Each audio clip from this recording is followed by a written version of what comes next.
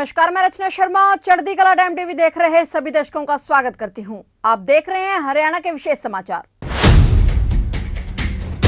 मुख्यमंत्री मनोहर लाल ने कहा कि प्रदेश में लगभग 28 से 29,000 पदों की भर्ती का परिणाम आगामी 8 दिनों में घोषित किया जाएगा। उन्होंने कहा कि वर्तमान राज्य सरकार के पिछले 9.5 साल के कार्यकाल के दौरान की गई भर्तियों का आंकड़ा पिछली सरकार द्वारा 10 साल में की गई भर्तियों से कहीं अधिक है। वर्तमान सरकार ने ग्रुप सी और डी पदों पर भर्ती के लिए परीक्षा प्रक्रिया को सरल करते हुए सीईटी का प्रावधान लागू किया। सीईटी को लागू करने का लक्ष्य इंटरव्यू की व्यवस्था को खत्म करना और मेरिट के आधार पर योग्य युवाओं का चयन करना है। मुख्यमंत्री मनोहर लाल ने हरियाणा विधानसभा के बजट सत्र के दूसरे दिन राज्यपाल के अभिभाषण पर जवाब देते हुए कहा कि पहले से ठेकेदारों के माध्यम से अस्थायी नौकरी पर लगे कर्मचारियों को ठेकेदारों के शोषण से बचाने के लिए सरकार ने हरियाणा कौशल रोजगार निगम बनाया है। इसके माध्यम से आउटसोर्सिंग नौकरी युवाओं को दी जाती है और उन्हें ईपीएफ, ईएसआई सहित कई अन्य लाभ दिए जा रहे हैं। और इसके अलावा आउटसोर्सिंग पर पहले से लगे लगभग 1,08,000 कर्मचारियों को निगम में पोर्ट किया गया है। निगम में पारदर्शी तरीके से युवाओं का चयन किया जाता है और उन्होंने कहा कि अब यह निर्णय लिया गया है कि संबंधित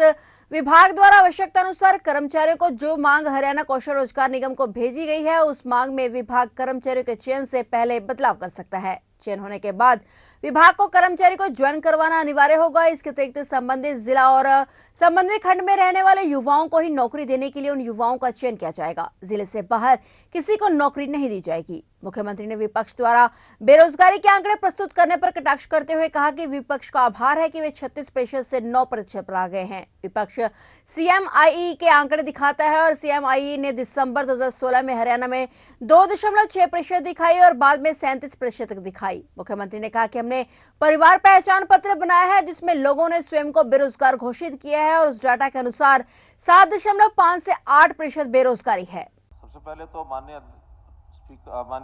राज्यपाल महोदय ने इस सत्र के शुरू होने पर, बजट का ही सत्र है तो सरकार की उपलब्धियां, सरकार की नीतियां, इनके ऊपर अपना अभिभाषण दिया। मैं उनका बहुत आभारी हूं। उन्होंने सरकार की पूरी नीतियां और जो भी हमारी उपलब्धियां हैं वो सब रखी हैं। इसके ऊपर 5 घंटे की आज लगभग चर्चा हुई है।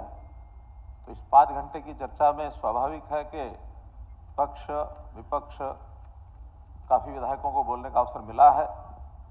ये बात तो ठीक है कि अपने अपने धर्म के हिसाब से पक्ष को अपनी बात रखनी है, विपक्ष को अपनी बात रखनी है।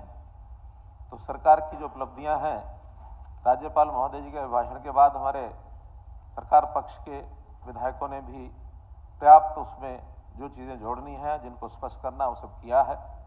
और स्वाभाविक विपक्ष के लोगों को उसके अंदर एक नुक्ताचीनी करने का उनका एक दायित्व भी है और उसमें से जो हमको ग्रहण करने लायक अच्छी चीज़ मिलेगी उसको हम ग्रहण भी करेंगे, क्योंकि आखिर डेमोक्रेसी में पक्ष और विपक्ष का दायित्व ही होता है कि विपक्ष के लोग अगर कोई अच्छी बात सरकार को ध्यान कराएं तो हमारा दायित्व बनता है उसको हम स्वीकार करके और उसमें सुधार लाने की हम कोशिश भी करेंगे। फिर भी कभी कभी ऐसा होता कि जो आलोचना के लिए की जाती है कि हम तो आलोचना करनी है, कोई चीज अच्छी भी हुई है उसको चाहे हल्के मन से स्वीकार करें लेकिन स्वीकार कर लेना चाहिए। वो भी एक डेमोक्रेसी का एक दूसरा रास्ता होता है जिसके अंदर एक स्वस्थ परंपरा ये बनती है। लेकिन हालात कैसे बनते हैं, कहा किसी ने कि सुन लेने से कितने ही सवाल सुलझ जाते हैं। हम एक दूसरे को सुने तो कई सवाल सुलझ जाते हैं, सुना देने से हम फिर वहीं उलझ जाते हैं। हम सुनने के बजाय एक दूसरे को सुनाते रहें तो सिवाय उलझने के और कुछ नहीं होता। लेकिन उलझना अच्छी बात नहीं है। देश हित में, देश की जनता हित में हमें प्रदेश के लोगों ने प्रदेश हित में काम करने के लिए एक मैंडेट दिया है, तो उस हिसाब से प्रदेश का हित ये हमारे सबके सामने रहना चाहिए। तो उसमें से कुछ विषय जो चर्चा के अभी मेरे मन में है, क्योंकि सभी प्रश्नों का उत्तर तो शायद देना इसलिए संभव नहीं है कि जितने वक्ताओं ने बोला है पक्ष विपक्ष के लोगों ने, तो एक थोड़े समय में उत्तर उसका देना संभव भी नहीं होता, और कई प्रश्नों का उत्तर तो कई तो रिपीट भी हुए हैं, बार बार भी सब लोगों ने उस विषय को उठाया है। और अभी अपने पास आज दूसरा दिन है, 4 दिन तो प्रश्नोत्तर के भी हैं, कम से कम 80 प्रश्न तारांकित और उतने ही अतारांकित वो भी निकलेंगे, उसमें से ही वो सारे विषय आते हैं, उसका जवाब भी सरकार की ओर से दिया जाता है। तो आज के विषयों में बहुत से हमारे विधायक महोदय ने जो विषय प्रमुख रूप से रखे हैं, उसमें एक विषय किसानों का रखा गया है। ये बात ठीक है कि किसानों के हित में लगातार हमने काम किए हैं। किसान प्रदेश की रीढ़ की हड्डी है, केवल हमने किए ऐसा नहीं है, हर सरकार आती है तो किसान के बारे में जो सोचना होता अच्छा ही सोचती है। समय के हिसाब से अपनी अपनी योजनाओं में सब काम करते हैं। हमने भी काम जो किए हैं उससे कम प्रदेश के किसान का हित हमने किया है, कहीं भी उनके विरोध में जाके कोई काम नहीं किया, हर समय कुछ ना कुछ आगे बढ़ाया है। चाहे फिर वो प्रोक्योरमेंट का विषय, उनके खाते डीबीटी के माध्यम से उनके खातों में पैसा भेजना, चाहे भावांतर भरपाई योजना, चाहे 14 फसलें एमएसपी पर खरीदना, पानी की व्यवस्था इसको बढ़ाना, हर टेल तक पानी पहुंचाना, ऐसे बहुत काम किए। लेकिन आज चूंकि एक ऐसे मोड़ पर हम खड़े हैं कि किसानों के कुछ संगठनों ने कुछ इश्यूज उठाए हुए हैं, और उन इश्यूज के आधार पर कहीं कहीं पॉलिटिकल पार्टीज के अपने कुछ विचार बनते हैं कि ऐसा होना चाहिए, ऐसा नहीं होना चाहिए, ऐसा होना चाहिए, नहीं होना चाहिए। इस समय एक ऐसे मुहाने पर खड़े हैं कि इसको अगर बहुत विस्तार से मैं कहना चाहूं तो भी मुझे थोड़ा गंभीरता से विचार करना पड़ रहा है कि इसको आज के इस समय, क्योंकि आज एक तनाव भी बना हुआ है, संगठन कुछ किसानों के उसमें एक विरोध की इस सीमा तक पहुंचे जो शायद अपेक्षित नहीं है, तो मैं किसानों के विषय पर सदन के सामने एक निवेदन करता हूं आपके माध्यम से कि मैं 28 तारीख को किसानों के विषय पर एक पूरा वक्तव्य अपना दूंगा। इस विषय पर चर्चा जितनी हुई है उसको समाहित करते हुए वो इस्तिहारा लाया जाएगा, क्योंकि प्रदेश का हित भी हमें चाहिए कि एक शांति का माहौल बना रहे। एक चर्चा एक प्लेटफॉर्म, एक संदर्भ के हिसाब से होती है, उसमें चूंकि गतिरोध आया हुआ है, इसलिए उस विषय को मैं अभी इसको 4 दिन के लिए आगे करता हूं। दूसरा विषय आया है, मिला करके रोजगार है, बेरोजगारी है, कर्मचारी है, भर्तियां हैं, HKRN है। ये भी काफी अपने सदस्यों की बातचीत में से आया है। उसमें काद्यान साहब ने भी, हमारे चिरंजीव राव ने भी, हमारे और भी सदस्यों ने जैसे HKRN की बात कही। HKRN के बारे में इतना जरूर मैं पहले भी बताया, फिर बताना चाहूंगा कि एक ऐसी व्यवस्था हमने बनाई है प्रदेश के अंदर, चाहे सरकारी कामों में चाहे प्राइवेट कामों में, ठेकेदारों की अपनी भूमिका रही है। कॉन्ट्रैक्ट बेसिस के ऊपर सब सरकारें, जहां विभाग में आवश्यकता पड़ती है कर्मचारियों की और समय पर भर्ती मानो किसी कारण से नहीं हो पाती है, और ये लंबी कई बार प्रोसेस होती है, चाहे स्टाफ सिलेक्शन कमीशन है, चाहे HPSC है, चाहे अन्य प्रकार से भी भर्तियां होती हैं, उसमें समय लगता है। काम को आगे चलाने के लिए काम रुके नहीं, तो ये ठेकेदार के माध्यम से भर्तियां करते ही रहे हैं। आज कर रहे हैं ऐसा नहीं, पहले भी होती रही हैं। लेकिन हमने इतने सालों में देखा कि ऐसा युवक जो बहुत कम सैलरी पर ठेकेदार के माध्यम से रखा जाता है, उसके साथ कुछ अन्याय होता रहा है। उनका एक एक्सप्लॉयटेशन, चाहे उसकी कमीशन के नाम पर, चाहे महीने महीने की सैलरी उनसे ले ली जाती है, रखते समय भी उनसे कुछ पैसा उगाया जाता है, और वो भी लगता है खाली बैठा हूं इसलिए मुझे नौकरी मिल रही है, तो कुछ पैसा दे करके भी नौकरी लगनी है तो मैं लग जाऊं। डिमांड संगठनों की ओर से, जो हमारी यूनियन उनकी ओर से है कि ठेकेदारी प्रथा को समाप्त करना चाहिए, उसके बाद उसी के कारण से हमने मूव लिया कि एक सरकारी निगम बनाया जाए, हरियाणा कौशल रोजगार निगम। इस हरियाणा कौशल रोजगार निगम में पहली बात तो यही है कि सारी नौकरियां उसी प्रकार से जैसे आउटसोर्सिंग की होती हैं, अस्थायी नौकरियां हैं, ये पक्की नौकरी का कोई प्लेटफॉर्म नहीं है। जैसे हमारा स्टाफ सिलेक्शन कमीशन है, या जैसे हमारा पब्लिक सर्विस कमीशन है, वहां एक स्थायी भर्ती होती है कि एक उम्र तक आता है, उसके बाद एक आयु के बाद वो रिटायर होता है। लेकिन यहाँ वो तब तक ही रखा जाता है जब तक उसकी आवश्यकता है। पक्की भर्ती होने के बाद उसको दोबारा से अपना कोई काम देखना होता है।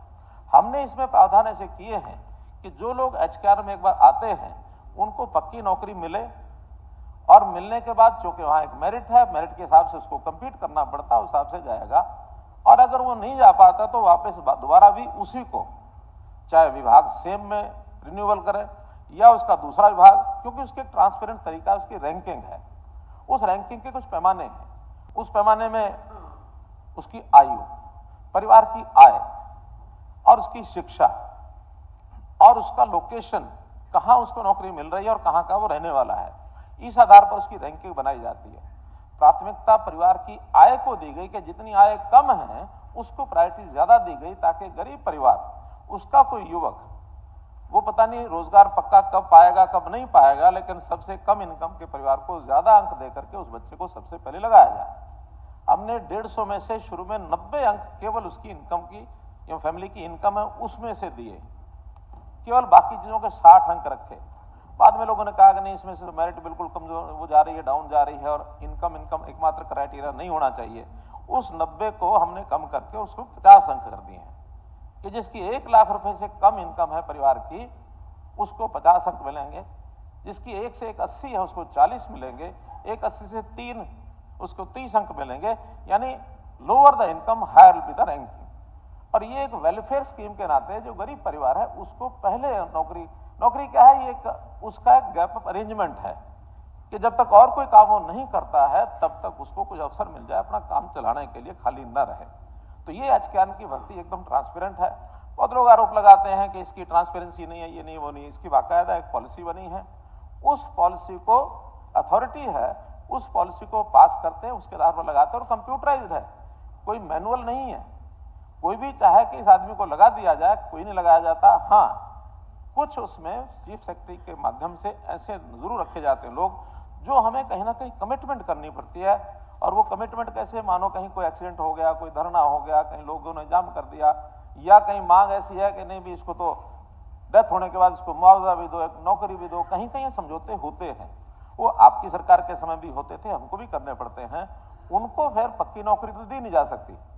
हाँ, पक्की नौकरी एक्स ग्रेशिया की एक पॉलिसी उसको तो मिलती है कि कोई सरकारी कर्मचारी उसका देहांत हुआ उसको एक्स ग्रेशिया में पक्की नौकरी मिलेगी, अन्यथा बाकी कमिटमेंट में तो एचकेआर की नौकरी मिलती है, वो हम उसमें से जरूर देते हैं।